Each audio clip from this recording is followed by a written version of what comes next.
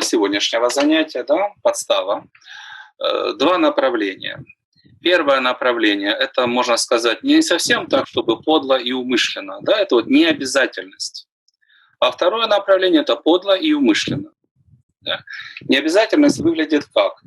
Человек взял на себя ответственность, да, у кого-то там планы, а вот человек подвел, ну, предположим, я рубляю, кто-то там должен вам отдать, или вы ему должны отдать человеку документы, у него времени остается там улететь, ну, или доехать до аэропорта, или улететь там на отдых. Да, вы вовремя не пришли, и что ему делать? У него там документы вы не привезли, или деньги.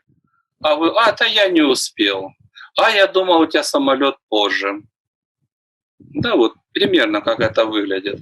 Когда человек не выполняет вовремя свои обязательства, нужно четко понимать, что происходит. Он разрушает чьи-то цели и планы обязательно.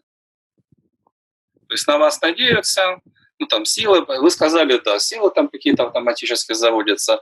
Через какое-то время они перестают заводиться, потому что он все равно не сделает и пальцем не пошевелит. Да?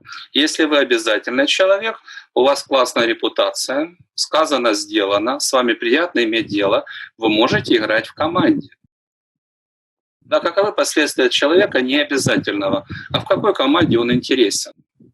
Если любое дело он провалит. Если что ему не поручил, он подставит. Да? Поэтому человек, он и с точки зрения вот своей внутренней организации не может быть командным игроком. Он не может в принципе рассчитывать на успех.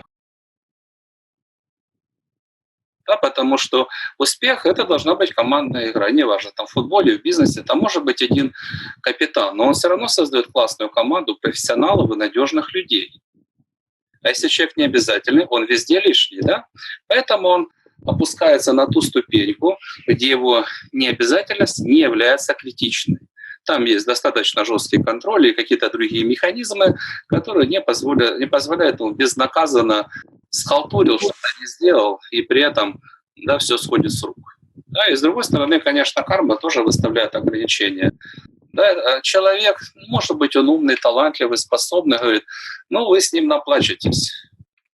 Да, у него репутация человека, который приносит проблемы в жизни. Да.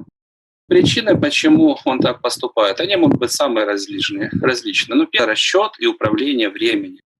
Когда, какому времени ты что должен сделать, да, чтобы все делать вовремя, не опаздывать. Вот эти файлики там отсутствуют, или недоделаны, или заблокированы. Это не расчет. Вторая часть мозга — это репутация. Дорожить своей репутацией, понимать, что репутация — это основа успеха, у него эти блоки тоже атрофированы. Если бы он дорожил своей репутацией, он бы старался все делать наилучшим образом, вовремя, точно, качественно, как обещал. Да? У него вот репутация, как она влияет на будущее, это атрофировано. Ценность команды у него тоже атрофирована. Если бы он ценил команду, ценил людей вокруг, он бы старался их не подводить.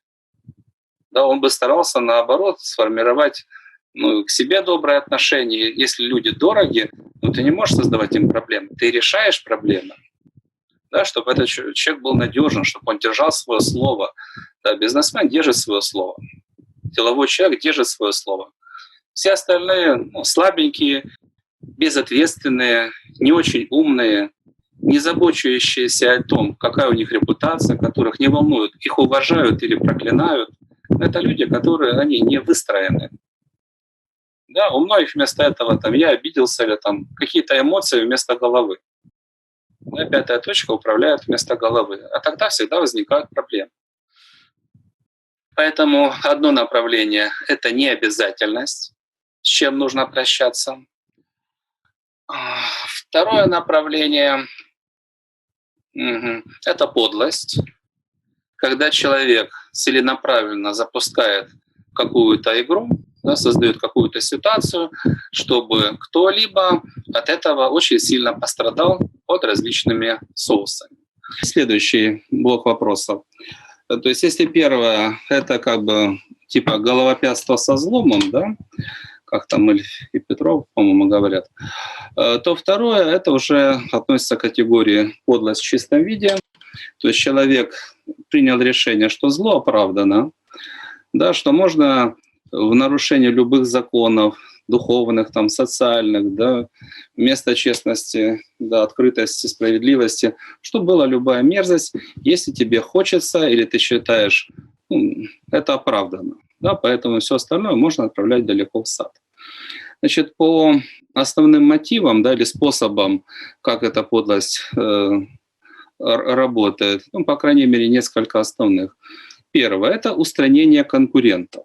Да, то есть создать ситуацию, чтобы, неважно, какие-то проблемы, или еще что-то, да, обещал что-то сделать и не сделал, из-за этого человек там понес убытки, неважно, там разные могут быть, да, или убытки, или просто создал такую ситуацию, что у человека карьера закончилась. Это устранять конкурентов. Да? Другое, но оно тоже близко, но немного по-другому работает, это разрушение репутации. Да, там всякую гадость писать в интернет, или, опять же, создавать вот такое информационное поле, которое там делает иногда жизнь человека невыносимой. Кто-то из этого там таблетки пьет, кто-то там вплоть до того, что и жить не хочет. И есть такие нехорошие люди, да, которые создают различные такие вот ситуации.